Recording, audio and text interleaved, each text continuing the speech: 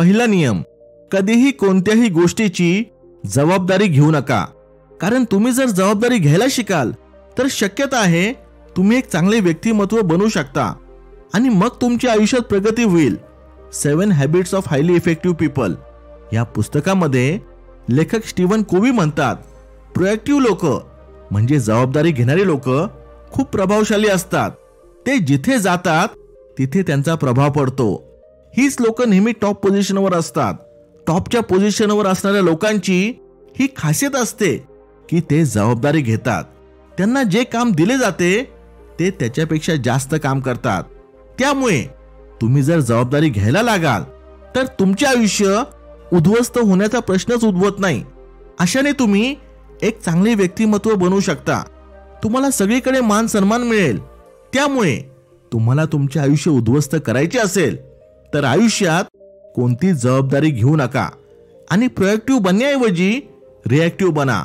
वातावरण चांगले नसेल तर मग तुम्ही सुद्धा स्वतःचा मूड खराब करून घ्या. कोणी तुम्हाला काही बोलले तर दिवसभर तोंड पाडून बसा. जर कोणाबरोबर भांडण झाले तर तुम्ही समोरच्याचा बदला घेण्याचे वेगवेगळे मार्ग शोधा.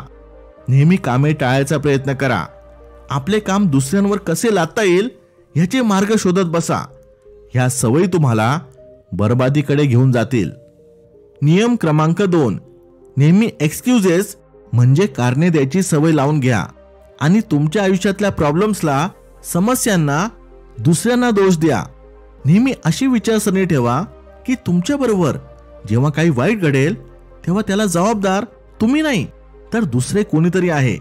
तुम्ही परीक्षेत नापास झाला तर ह्याचे कारण तुमचे शिक्षक आहेत. तुमची आर्थिक स्थिती मजबूत नसेल तर ह्याचे कारण तुमचा परिवार आहे. जर तुम्हाला कोणी एखाद्याच्या यशाची कहाणी सांगत असेल तर तुम्ही म्हणा, माझा परिवार सुद्धा पैसेवाला असता तर मी सुद्धा तिथे असतो. जर माझ्याकडे तसे टॅलेंट असते तर मी सुद्धा ते करू शकलो असतो. लोकांना सांगा की तुम्हाला इंग्लिश येत नाही कारण तुम्ही मराठी मीडियम मधून शिकला आहात, कारण तुमच्याकडे पैसे नव्हते. सगळी चूक तुमच्या पालकांची आहे. त्यांनी तुम्हाला इंग्लिश मीडियम मध्ये घातले नाही. आणि सगळ्या अपयशी लोकांचा आवडता डायलॉग नेहमी म्हणत राहा, माझ्याकडे तर वेळच नाहीये काही नवीन शिकण्यासाठी. 7 habits of highly effective people या पुस्तकामध्ये स्टीवन कोव्ही यांनी अजून एक सवय सांगितली आहे. ती म्हणजे शार्पन द सॉ. म्हणजे झाडे कापण्याआधी आपल्या कुऱ्हाडीला धार लावली पाहिजे. पण तुमच्याकडे तर वेळच नाहीये धार लावण्यासाठी. त्यामुळे त्या गंजलेल्या कुऱ्हाडीनेच झाडे कापत राहा. जर तुम्हाला कोणी विचारले की अरे कुऱ्हाडीला धार लावून घे, त्याने झाडे लवकर कापले जातील, तेव्हा त्याला सांगा, अरे मित्रा, कुऱ्हाडीला धार लावण्यासाठी माझ्याकडे एवढा वेळच नाहीये. नियम क्रमांक 3, जेव्हा तुम्ही कोणाला भेटाल तेव्हा चुकून सुद्धा स्माइल करू नका. कारण तुम्ही तर जगातले सगळ्यात महत्त्वाचे व्यक्तिमत्व आहात. तुम्हाला काय गरज आहे स्माइल द्यायची? स्माइल केल्याने समोरचा तुम्हाला एक चांगला माणूस समजेल, ज्यामुळे तुम्हाला तो एक संधी सुद्धा देऊ शकतो. आता तुम्ही जगातले सगळ्यात मोठे व्यक्तिमत्व आहात. त्यामुळे तुमच्या हॉबीज, इंटरेस्ट तुमच्यासाठी महत्त्वाचे आहेत. भलेही समोरचा एक चांगला गायक असेल, खेळाडू असेल, एखादा चांगला बिझनेसमॅन असेल, पण तुम्हाला त्याच्याशी काही घेणं देणं नाही. तुम्हाला तर फक्त पिक्चर बघायला आवडतात. त्यामुळे नेहमी पिक्चर बद्दलच बोला. काही गरज नाहीये समोरच्याला कशामध्ये इंटरेस्ट आहे हे जाणून घ्यायची. कारण तुम्ही जर समोरच्यामध्ये इंटरेस्ट दाखवाल तर तो तुमचा चांगला मित्र बनेल. अशी चूक करू नका. अशाने तुमचे आयुष्य उद्ध्वस्त होणार नाही. उलट तुमचे एक चांगले नेटवर्क तयार होईल, जे तुम्हाला कठीण काळात कधीही कामाला येऊ शकते. नियम क्रमांक 4, नेहमी रात्री उशिरापर्यंत जागे राहा. कारण झोपल्यामुळे तर तुमचा वेळ वाया जातो.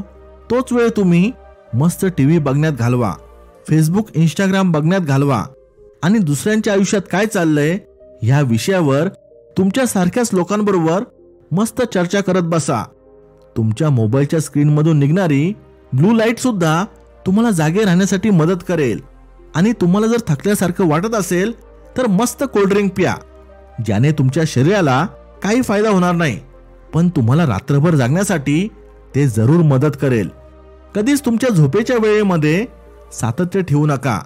नेहमी वेगवेगळ्या टायमाला झोपायला जा. अशाने तुमच्या शरीरामध्ये कधीच नैसर्गिक स्लीप पॅटर्न तयार होणार नाही. यानंतर अजून एक गोष्ट तुम्हाला करायची नाही, ते म्हणजे व्यायाम. कारण व्यायाम केल्यामुळे तुम्हाला चांगली झोप लागू शकते. व्यायाम केल्यामुळे तुमच्या मेंदूमध्ये एंडोर्फिन नावाचे रसायन निर्माण होते, ज्याच्यामुळे तुमच्यामध्ये एक पॉझिटिव्हिटी निर्माण होऊ शकते आणि आयुष्याप्रती तुम्ही सकारात्मक व्हायची शक्यता आहे. नियम क्रमांक 5, कधीही तुमची ध्येय गोल्स लिहून ठेवू नका आणि आयुष्यात कोणतेही कसलेही नियोजन करू नका. आयुष्यात तुम्ही फक्त स्वप्न बघत राहा. मी हे करेल, मी ते करेल, मी ह्याव करेल, मी त्याव करेल असे म्हणत राहा. पण कधीही आपले ध्येय लिहून ठेवू नका आणि ते साध्य कसे करता येईल यासाठी कोणतेही नियोजन बनवू नका. बिना नियोजनाचे तुम्ही इकडे तिकडे फक्त हातपाय मारू शकाल, पण तुमच्या ध्येयाच्या आसपासही पोहोचणार नाही. पण समजा तुम्ही तुमचे ध्येय गोल्स लिहून ठेवले, ते साध्य करण्यासाठी नियोजन बनवले, तर शक्यता आहे ही ध्येय हे गोल्स तुम्ही साध्य करू शकता. जगातले फक्त 3% लोक आपली ध्येय लिहून ठेवतात आणि हीच लोक आज यशस्वी सुद्धा आहे. बाकीचे 97% लोक फक्त स्वप्न बघत असतात. त्यामुळे तुम्हाला त्या 97% लोकांमध्येच राहायचे आहे. ध्येय लिहून ठेवाल तर तुम्ही त्या 3% यशस्वी लोकांच्या पंक्तीत येऊन बसाल. पण तुम्हाला ही रिस्क घ्यायची नाहीये. त्यामुळे तुम्ही फक्त स्वप्न बघत राहा, तासनतास टीव्ही बघत राहा. बाकी व्यायाम वगैरे नाही करायचे हे तर तुम्ही ठरवलेच आहे. नियम क्रमांक 6, कधीही नवीन गोष्टी शिकण्याचा प्रयत्न करू नका. मित्रांनो, तुम्हाला पुस्तके वाचायची आवड तर नाहीये ना? कारण पुस्तकांचा वापर तर फक्त पुढे बांधण्यासाठी केला पाहिजे किंवा शेकोटी करण्यासाठी केला पाहिजे. नेहमी असा ॲटिट्यूड ठेवा की मला सगळं माहिती आहे, मला सगळं येतं. जे तुम्हाला माहीत नाही असं या जगात काहीच नाहीये. आणि तुम्हाला जर काही माहिती पाहिजे असेल तर फेसबुकवर जाऊन एखादी पोस्ट वाचा, नाहीतर आपली व्हॉट्सअप युनिव्हर्सिटी आहेच. त्यामुळे प्रत्येक व्हॉट्सअप मेसेजवर काही पडताळणी न करता विश्वास ठेवा आणि त्याला मूर्खासारखे दुसऱ्यांना फॉरवर्ड सुद्धा करा. पुस्तकांचे वाचन तर अजिबात करू नका, कारण पुस्तकांमुळे तुमचा दृष्टिकोन बदलू शकतो. पुस्तकांमुळे तुमची सर्वांगाने प्रगती होऊ शकते. आणि हे वेडे शास्त्रज्ञ म्हणतात, पुस्तकांच्या वाचनामुळे माणसाचा मेंदू तल्लख होतो. कधीही वास्तव शोधण्याचा प्रयत्न करू नका. नेहमी असा विचार करा की जी लोक पुस्तके वाचतात ते सगळे पुस्तकी किडे असतात. जगातले जे मिलेनियर बिलिनियर लोक पुस्तकांचे वाचन करतात ते सगळे मूर्ख आहेत. ह्या जगात फक्त तुम्हीच एकटे शहाणे आहात. मित्रांनो, हे होते आयुष्य बर्बाद आणि उद्ध्वस्त करण्याचे 6 नियम. मला वाटते या व्हिडिओमधून मला तुम्हाला काय सांगायचे आहे हे तुम्हाला समजले असेलच. इथपर्यंत व्हिडिओ पाहत असाल तर लाईक करायला विसरू नका. Thanks for watching. Stay blessed.